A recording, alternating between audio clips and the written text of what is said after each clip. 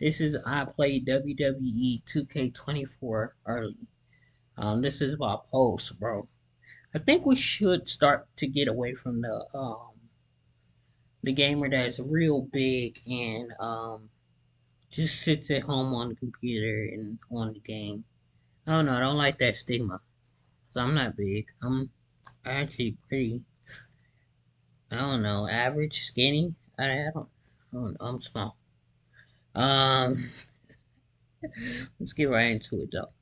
Doing well. I got to play WWE 2K24 a little bit early this year, and I thought I would talk to you guys about what my experience was playing it. So it wasn't the full build, it was just a limited build, a couple of matches, a couple of things from the showcase, and we can mess around with the options a little bit. Not too many options, but just a few. As you can probably hear, I'm sick right now, so I apologize for my voice. It's one of those things I knew I was going to get sick if I went.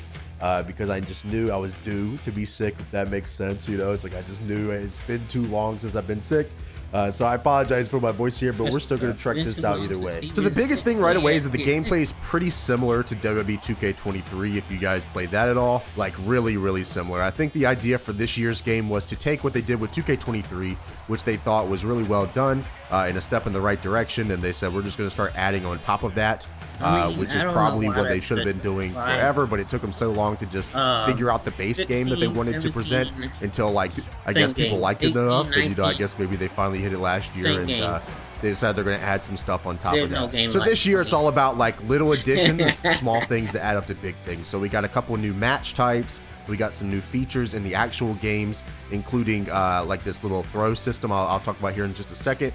And some options like the camera and all that too. So if you're asking yourself, is this game going to be WWE 2K23 plus? The answer is probably yes. That's probably a good way to look at it. So like I said, it was a very limited build, so there wasn't very much that I could mess around with. We could only mess around with a few match types. We couldn't mess around with anything else. But what I did notice right away, something that was pointed out to us, was that you can change the camera to the Here Comes the Pain ramp angle. And this is like a really cool feature for like old heads, like we used to play like games like this. And I know it's weird to say old heads, but that was like, I don't even know how many, 20 years ago or some shit. It's a long time ago. But regardless, either way, very cool. A lot of people were just modding it in anyways, the camera switching around. You can do it middle of the game, but you can also do it just in the settings itself. So like you don't have to worry about changing it every single game. I think you can just do it from the options. We couldn't go into the options, but I remember hearing that you can just change it bar none at the beginning and then not have to change it every game. So let me talk about the ambulance match here in just a second, but one of the cool features that I noticed right away was that there's like actual referees in the game. Like Charles Robinson is the game and like a couple of the other referees. The one that I saw the most was Charles Robinson. We didn't really get to mess around with that too much or change too much in that regard. His hair is a lot more. But one of the ones that I saw was Charles Robinson, so I assume there's a couple more real referees in the game and not just the default ones. Similar to, I guess, if you guys remember, Mike Tyson, the Enforcer. I can't remember what game it was, but it was during the Mike Tyson, Steve Austin gimmick. And they didn't have the real Mike Tyson. They had some random 2K employee they mocapped. It's nice to have like actual referees that referee in real life, So yeah, the ambulance match I think is really cool. I think that it's a great addition to the game. You're never going to hear me complain about more match types being in the game, that's for sure. I think the referee, Charles Robinson, actually drives the ambulance into the arena and then it parks it there at the ramp. And like I said, if you change the camera angle, it makes the match really, really cool too. So the idea of the match basically is to take the guy, put him into the ambulance, and then beat him in the mini games enough to close the doors in the match. And of course, there's the button mashing mini game and all that kind of stuff once you get up to the door. Like pretty much what you would expect with this game mode. You can do stuff like climb the ambulance and go to the top. You gotta love those ambulances with the ladders on the side of them. So you can go to the top and you can do finishers off the side of it and things like that. You can like try to push each other off the ambulance and it does a lot of damage and things like that. So that's really cool too. So one of the things that you can do this year also is you can climb the announcer tables again and get back up there and do finishers like that. You can actually walk around on the announcer table, this and that. Another thing that you can do is when you clear the announcer table off, there's usually bottles of water or what have you on the table. One of the things that you can do this year is that you can actually pick up the water bottle and throw it at people. You can actually do that with every weapon. Every weapon is throwable, which reminds me very much of Day of Reckoning on the GameCube, which is a cool option just because it's very funny when you see somebody just throwing a shovel at somebody. It's every single time, it's just funny as hell. So another thing they did this year was they added more sections to the backstage brawl. They added new little spaces you can go into, including using the ambulance from the ambulance mode. So like being able to use those assets and other features on the game is very smart and a good use of resources, I think. And They added little things like you can go up and down an elevator in Backstage Brawl to get to the first and second floor, which is very funny. And of course, I'm sure that would not, that would never not break. I'm sure that is 100% okay. It would never not break. And of course, they added other stuff like you can get thrown into like glass in the back and all that stuff. And, you know, just some simple stuff like that. It's pretty much still the same Backstage Brawl that you usually see. Not gonna be as bad as added a new little AEW section and new little stuff. Like you can go to the vending machine and get a little bottle of water and throw it at somebody, similar to the announcer table stuff too. So that's pretty cool. One of the coolest additions I think they added was super finishers, where with some characters you have to check in the moves menu to see who has super finishers. Most of the top guys do. Top guys and girls have super finishers. I feel like I know Charlotte Flair has it. I know that Kevin Owens, Sami Zayn, etc., have it. And some of them are they're like indie stuff, which is really, really cool. So the super finishers in WWE 2K24 are like, if you get 3 finishers with somebody who has a super finisher, you can activate it into a super finisher, which means that they can't use resiliency, and it's really, really hard for them to kick out. Which is a step forward on making it so maybe matches against other people don't go so damn long. That's one of my biggest things is like when I'm playing against someone online, I was like, I might as well go ahead and get 30, 45 minutes out the way to get to this one match. Because I mean, if you play the game, you'll kick out. I mean, the bar is just easy. So it's nice to see the super finisher thing. We'll see how that like actually plays out. I still think you can reverse a super finisher. I'm not sure. I didn't test it enough. I like that they gave her maybe if you can't reverse it, that's one thing. But if you can, then, I mean, you have a world of hurt in that regard. Nice. I guess that's something we'll see. I was playing around with Charlotte Flair. I thought Charlotte Flair was a ton of fun to play as, man. Like, her character is just, I don't know, she's got everything you could ever want to use. And, like, all her signatures and finishers are awesome. And she's got string together fucking moves where you do, like, 2 moonsaults on the floor and stuff. I don't know.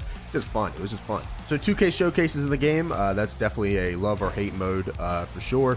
I think, you know, everybody pretty much knows that it's in the game because it's just easy marketing, right? Like, you can just put all these matches in there, cut to the movie, etc., put them on the box, sell it, you know what I mean? So, I mean, everyone kind of gets it, but it's definitely a love or hate mode. It definitely hasn't changed at all.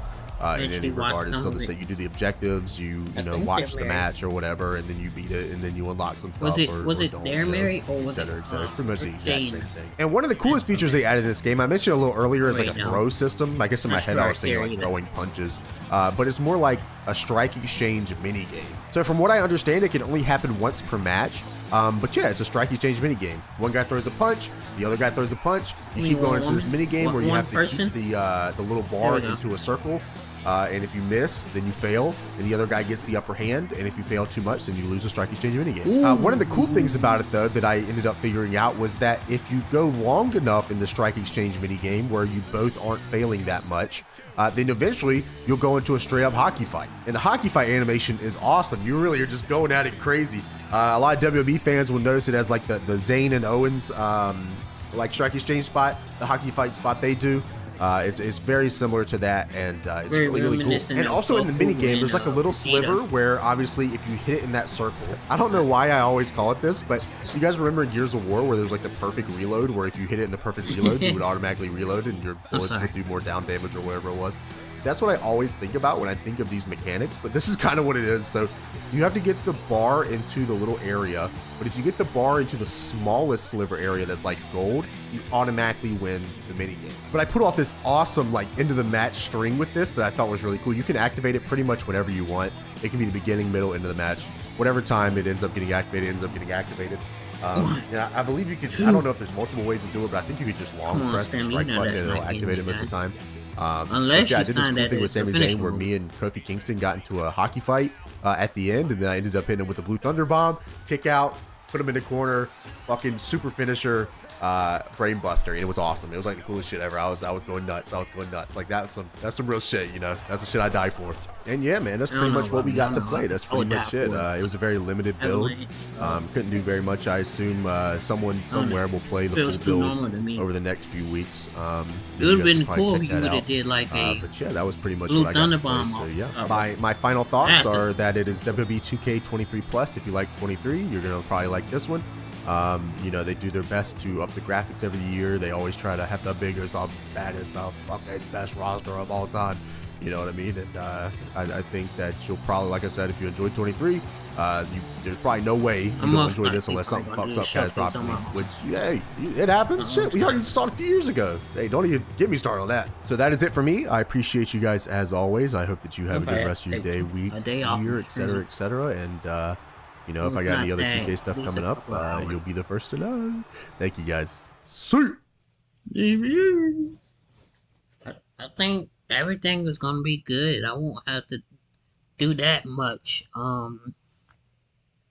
downloading other than downloading the Brock Lesnar and a new Solo Sokoa attire because they messed that up. Well, anyways,